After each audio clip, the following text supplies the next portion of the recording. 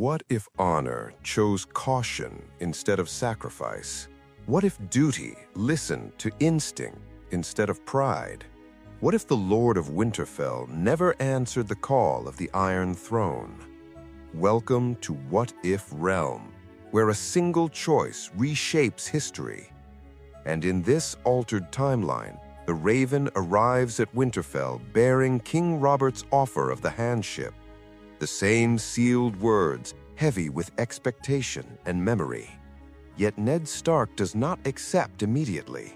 Instead, he walks the battlements alone, beneath the cold northern sky, listening to the wind that whispers warnings from ancient stones, remembering Lyanna's promise, remembering southern lies, remembering how power poisons even the strongest friendships.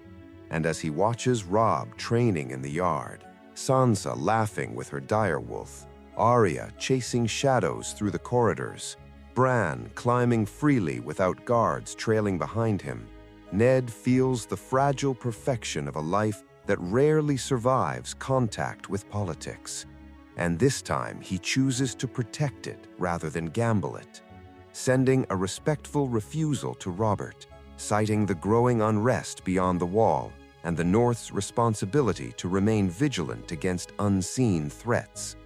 Robert reacts with hurt and anger, interpreting Ned's decision as abandonment, yet he cannot force the matter and appoints Renly Baratheon as hand under heavy Lannister influence, immediately shifting the balance of power in King's Landing, while Littlefinger's financial games deepen unchecked, and Varys watches quietly as the chessboard rearranges itself without its moral anchor. And in Winterfell, the royal visit never occurs, the tower incident never happens, Bran never witnesses forbidden truth, the seed of revelation remains buried, and the chain reaction of tragedy never ignites, preserving a delicate peace that masks deeper corruption. And with his children safe at home, Ned focuses on strengthening northern defenses, increasing supply caravans to Castle Black, rotating veteran soldiers to the Wall, personally corresponding with Jorah Mormont to improve readiness, taking the strange ranger disappearances seriously rather than dismissing them as superstition. And Jon Snow remains in Winterfell longer under Ned's mentorship, learning discipline, patience, and leadership, before eventually choosing the Watch with deeper preparation and stronger political backing, while Robb studies governance rather than only warfare, learning trade management, alliance building, and crisis logistics, shaping him into a future lord rather than a battlefield king driven by emotion. And when Robert dies from his hunting wound months later, the realm transitions smoothly to Joffrey's rule, without public challenge, yet the rot beneath the crown quickly surfaces as taxes rise, justice becomes selective, cruelty replaces authority, and fear spreads quietly through the crowned lands. But without Ned's execution, there is no spark for immediate rebellion. Instead, resentment grows slowly, like poison beneath skin. And in the north, Ned senses the approaching storm and quietly strengthens alliances with the Riverlands and Vale through careful diplomacy rather than loud banners, preparing defensive contingencies without provoking war, while ravens from the Wall grow increasingly alarming, speaking of organized undead movement, freezing winds that kill animals where they stand, and strange blue lights moving in distant forests. And Ned commits resources decisively, sending engineers, masons, healers, blacksmiths, and trained infantry northward, fortifying castles that once stood half-abandoned, transforming the Wall from neglected relic into a living fortress. And this investment changes everything, as early skirmishes with whites are contained rather than spreading panic, giving humanity precious time. And Jon Snow rises quickly within the Watch, respected not only for skill, but for political backing that stabilizes internal divisions, allowing earlier cooperation with wildlings and reducing bloodshed along the Wall.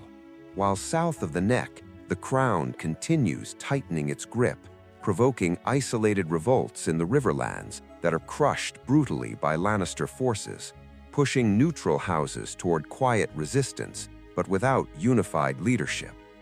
And Ned refuses to exploit this chaos aggressively, understanding that civil war would weaken the realm precisely when the greater threat approaches. Instead, positioning the North as a stabilizing power, focused on survival rather than conquest. And when whispers finally emerge regarding the questionable legitimacy of Joffrey's birth, Ned conducts his own discreet investigation through Northern and Vale intelligence networks rather than storming the capital, confirming suspicions yet choosing restraint until undeniable proof can be safely revealed without igniting mass slaughter.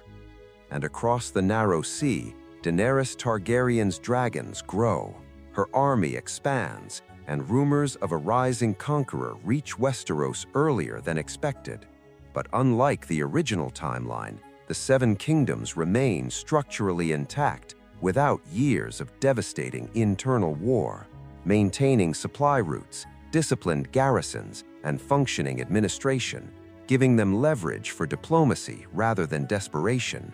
And when Daenerys finally sails west, she encounters a fractured yet not broken realm, allowing negotiations to begin rather than immediate destruction.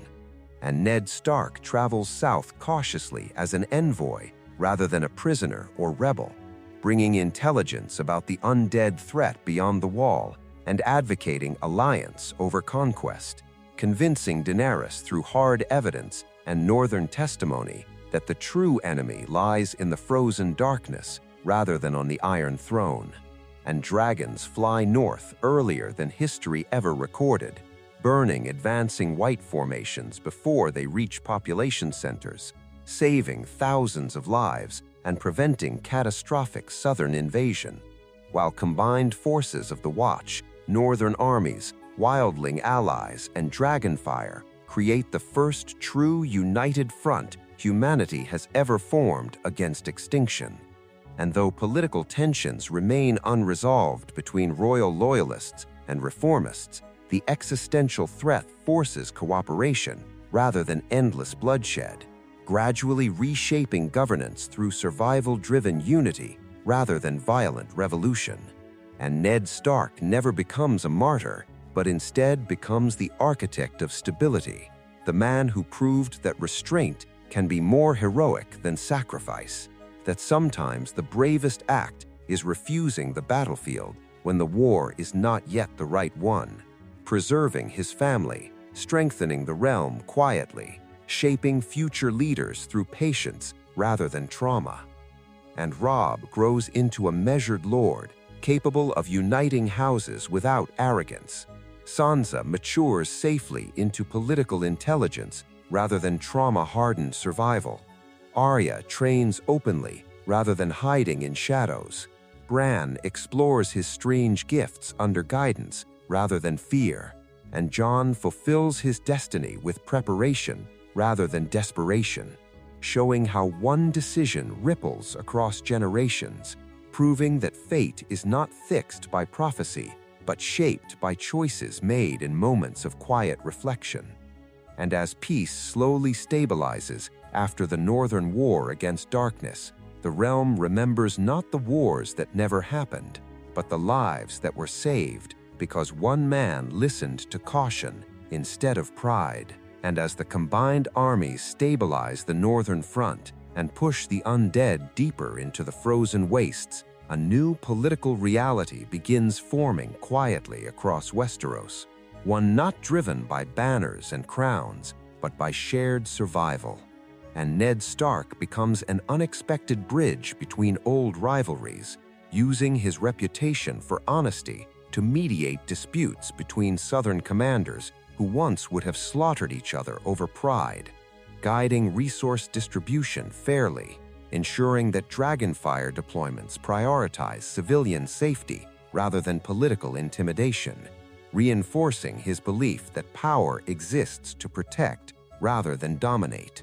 And this philosophy slowly spreads among younger commanders who witness the effectiveness of disciplined cooperation compared to chaotic ambition.